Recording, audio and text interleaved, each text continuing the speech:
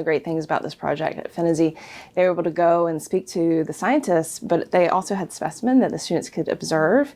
They could look through the microscope.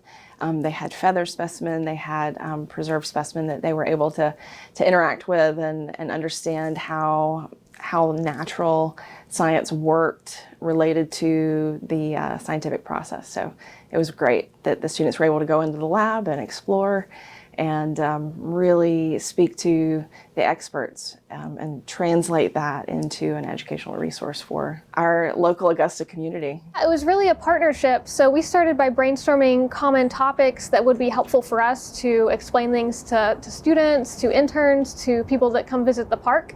So we made a list of those, like certain animal adaptations, or different concepts like relating to water chemistry, and then we presented that to the group and they basically chose what they were most interested in and then designed their illustrations based on that. The amount of information sometimes you have to take in and process for a project like the Phinizy project. I know so much more about salamanders now than I ever thought I would, like down to some of the histology stuff that I've never even like looked at before. But and you look at it and you get this information, then you're like, okay, how can I convey this with a picture?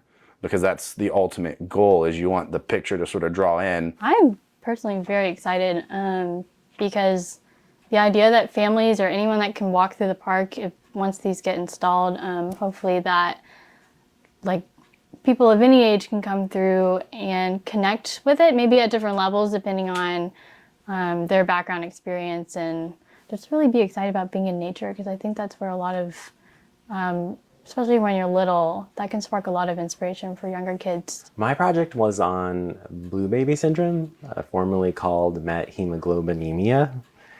And it involves, in this case with babies, children under 6 months of age that consume formula made with water that's polluted with high levels of nitrates, and it affects the ability of the hemoglobin to carry and release oxygen.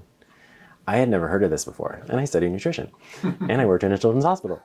So I thought it was interesting, and I think the hardest thing was not overdoing it with the research, because there was quite a bit of information available. There's a book, it's called Range by David Epstein.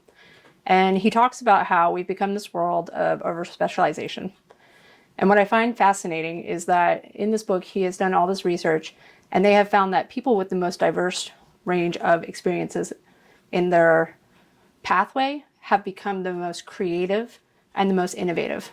And I think that's what you find here in medical illustration. For this assignment, we had never done a piece so large. And I mean, some of these are, 30 inches wide for the kiosks that are in the environment at Phinizy.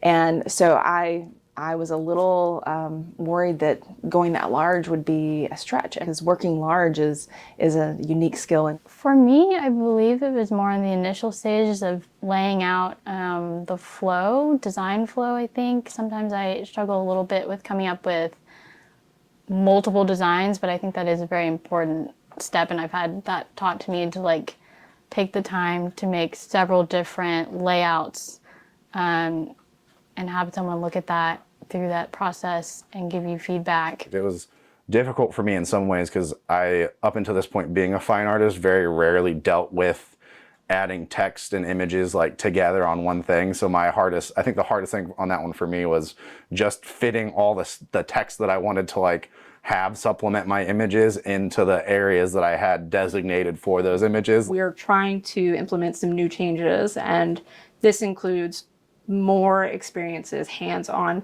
experiential learning for our students. And I believe that the more hands-on practice we have before we enter the field, the better we can be and the better prepared we will be once we enter into the industry. There's something about picking up a pencil, or, I had a teacher that made us silver points, which is what they used before they had graphite pencils.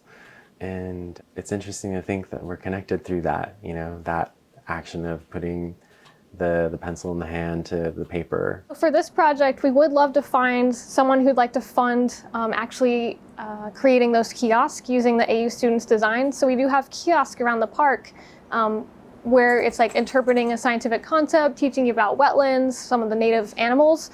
And so a lot of the AU students in this class designed kiosks that can be swapped out at those locations. So we would really love someone who wants to partner with us to introduce these kiosks to the park.